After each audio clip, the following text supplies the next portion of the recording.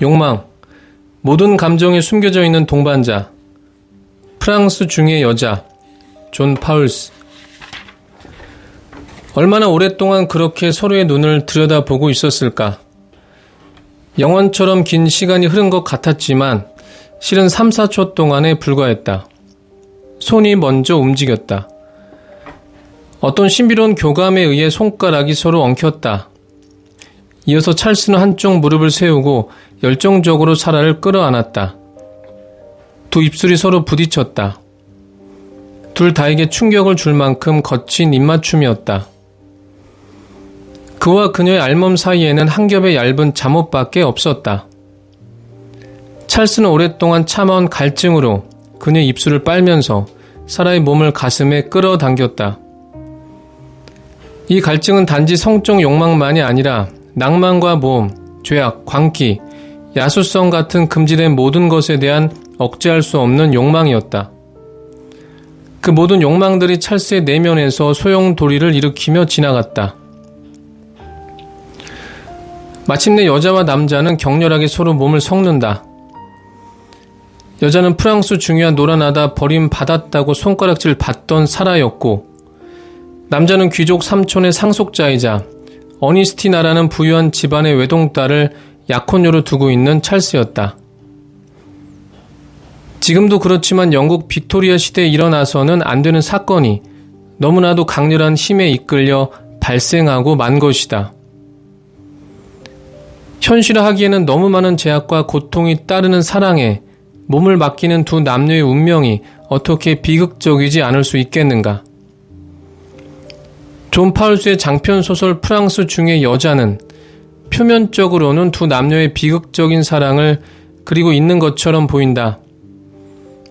그렇지만 페이지를 넘기다 보면 단순한 러브스토리에 지나지 않을 것이라는 선입견은 여지없이 깨진다.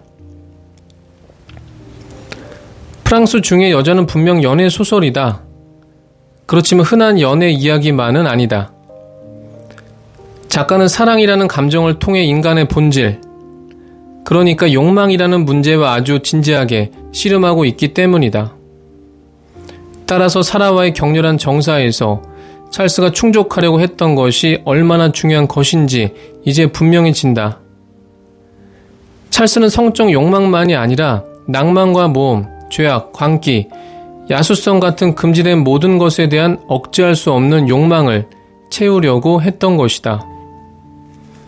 이 대목에서 욕망의 윤리학자 스피노자의 이야기를 잠시 경청해보자. 욕망이란 인간 본질이 주어진 감정에 따라 어떤 것을 행할 수 있도록 결정되는 한에서 인간의 본질 자체이다. 욕망은 자신의 의식을 동반하는 충동이고, 충동은 인간의 본질이 자신의 유지에 이익이 되는 것을 행할 수 있도록 결정되는 한에서 인간의 본질 자체이다. 스피노자 에티카에서. 대부분의 철학자들이 인간의 이성에서 윤리학을 시작하려고 할 때 스피노자는 자신의 윤리학을 욕망에서부터 출발했다. 이것이 바로 스피노자가 지닌 혁명성이다. 개개인의 삶보다는 사회 질서를 우선시하는 대부분의 윤리학자들이 스피노자를 그토록 비난했던 것도 다 이유가 있었던 셈이다. 그들은 전체 사회를 위해 개인의 욕망은 통제되거나 절제되어야 한다고 주장했으니까. 이렇게 사회 전체의 입장에서 자신의 욕망을 검열하는 것이 바로 이성의 역할이다. 결국 이성의 윤리학은 사회 윤리학이지 살아있는 나의 윤리학일 수는 없다. 욕망을 긍정하면서 스피노자가 복원하고자 했던 것이 바로 이 살아있는 나를 위한 윤리학이었던 것이다. 스피노자의 말대로 우리는 모두 무엇인가를 욕망하는 존재이고, 당연히 나의 욕망을 부정하는 것과는 맞서 싸우려고 한다. 그러니 만일 욕망을 억압당한 채 끝내 실현할 수 없다면 우리는 살아도 죽은 것과 진배 없는 것은 아닐까? 욕망이 필요한 이유는 인간이 혼자만의 힘으로 삶을 유지하거나 행복해질 수 없기 때문이다. 그렇다. 인간은 유한자다. 우리가 유한자라는 것은 신조차 누릴 수 없는 축복일 수도 있고 비극일 수도 있다. 우리가 관계를 맺어 나가는 타자들이 내 삶에 어떤 결과를 미칠지 미리 결정할 수 없으니까. 어떤 경우에는 저주스러운 관계가 맺어지기도 하고, 어떤 경우에는 더 이상 바랄 수 없는 행복한 관계가 만들어지기도 한다. 바로 이 점이 중요하다. 모든 타자가 우리의 삶의 이로움, 그러니까 행복을 주는 것은 아니다. 자신의 삶을 위태롭게 만드는 것, 즉 삶을 불행하게 만드는 관계도 있다. 행복을 가능하게 해주는 것에서 기쁨의 감정이, 반대로 불행하게 만드는 것에서 슬픔의 감정이 찾아올 것이다. 당연히 우리는 슬픔의 감정을 피하고 기쁨의 감정을 선택하게 될 것이다. 이것이 바로 우리의 본질인 욕망이 작동하는 방식이다. 그러나 비극은 우리의 나약함에 있다. 자신의 본질인 욕망을 지킬 수도 없는 비겁함과 나약함이 또한 인간의 특징 아닌가? 자연은 아무래도 사디스트인가 보다. 욕망을 주었다면 그것으로도 충분한데 동시에 비겁함도 인간에게 부여했으니까. 그렇게 인간은 자신의 욕망을 부정할 수도 있다. 하지만 그 순간 우리는 주인이 아니라 노예로 살아갈 수밖에 없다. 노예는 주인의 욕망에 따라 자신의 욕망을 부정하는 잿빛 삶을 살아내는 서글픈 존재이니까 말이다. 소탐대실. 인간은 작은 것을 탐하다가 큰 것을 잃어버릴 수 있다. 그래서 순간의 안위를 확보하려다가 자신의 본질을 놓칠 수도 있다. 그렇지만 아무리 기꺼이 노예로 살아가려고 결정해도 우리는 내면에서 속삭이는 욕망이라는 본질의 소리를 완전히 제거할 수는 없다. 노예 삶은 슬픈 삶이기 때문이다. 어떻게 우리가 슬픈 삶을 긍정할 수 있겠는가? 만약 그것이 가능하다면 그 순간 우리는 살아도 살아가는 것이 아닌 우울함에 빠져들게 될 것이다. 슬플 때 기쁨을 추구하는 존재, 그것이 바로 인간인데 이것을 제외하고 인간의 본질을 규정하는 것이 가능할까? 결국 우리는 대탐소실로 갈 수밖에 없다. 기쁨을 추구하고 슬픔을 피하려는 자신의 욕망에 따라 사는 것이다.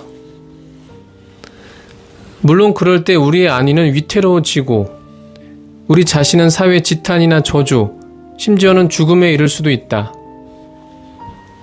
그렇지만 어떠한가?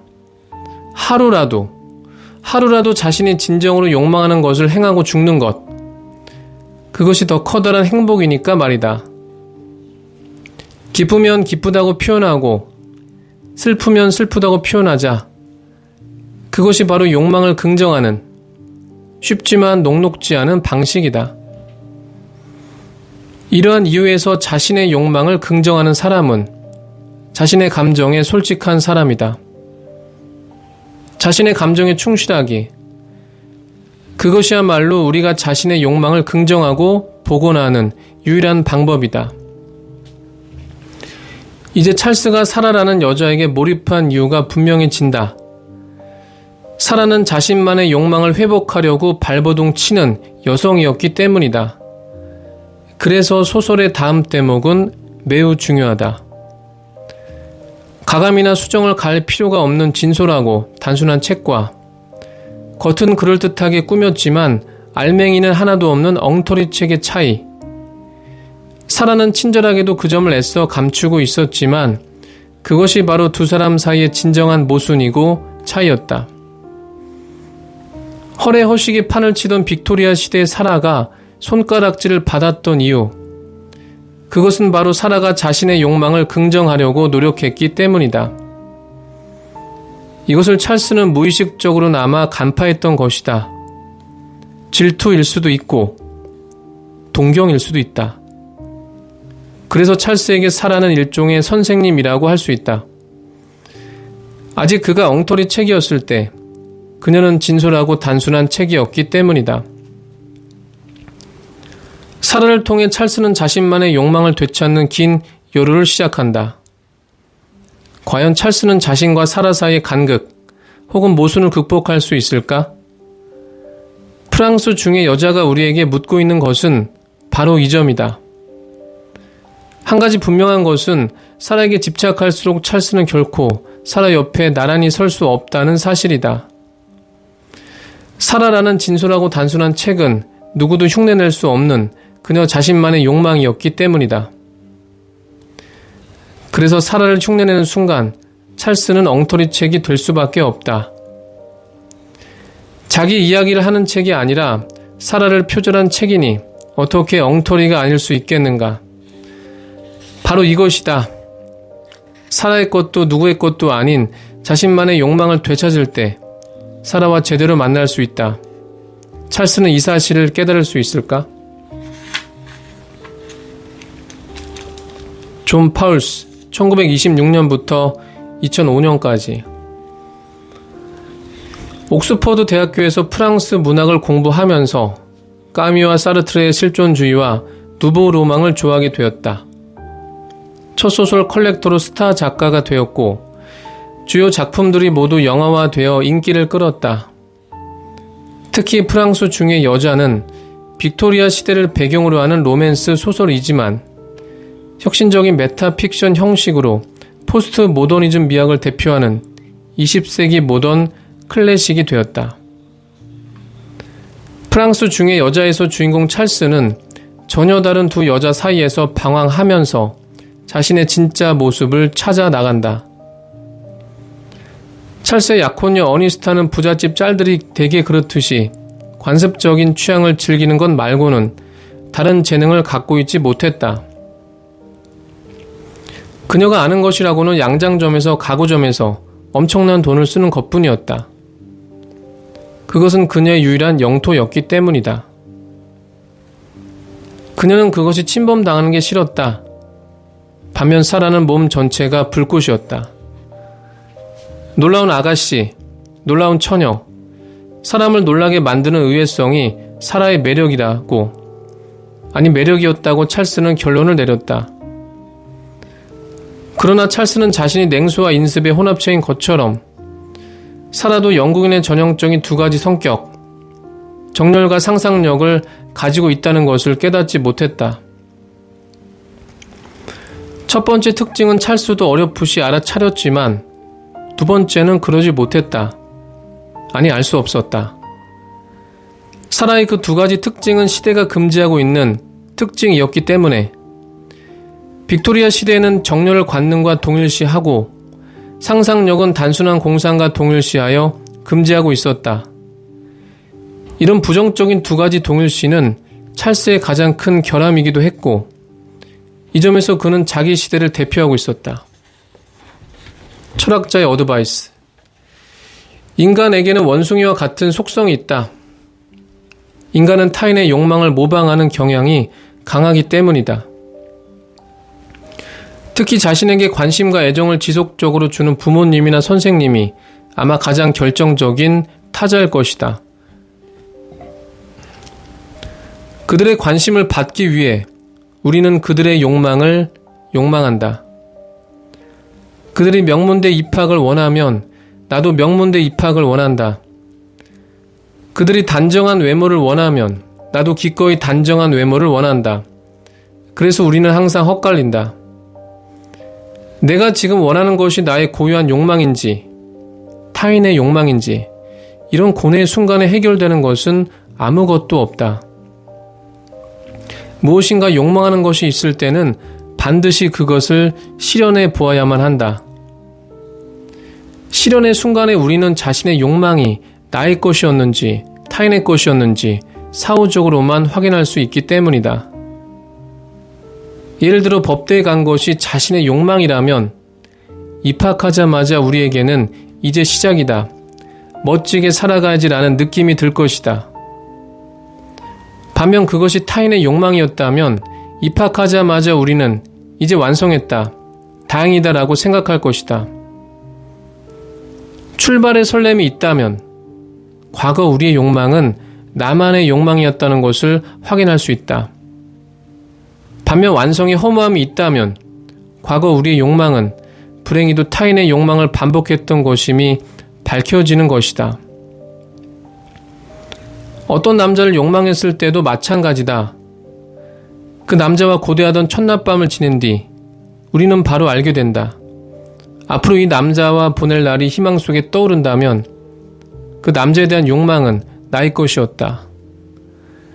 그렇지 않고 이제 이 남자랑 뭐하지라는 허무한 느낌이 든다면 우리는 지금까지 너무나 많은 소설, 영화, 드라마가 만들어낸 남자를 욕망했던 사실에 직면한 것이다. 작가의 욕망을 욕망한 것이다. 그렇다고 너무 절망하지는 말자. 이런 식의 시행착오를 통해 점점 더 우리는 자신의 욕망에 직면하게 될 테니까. 다른 방법은 없다.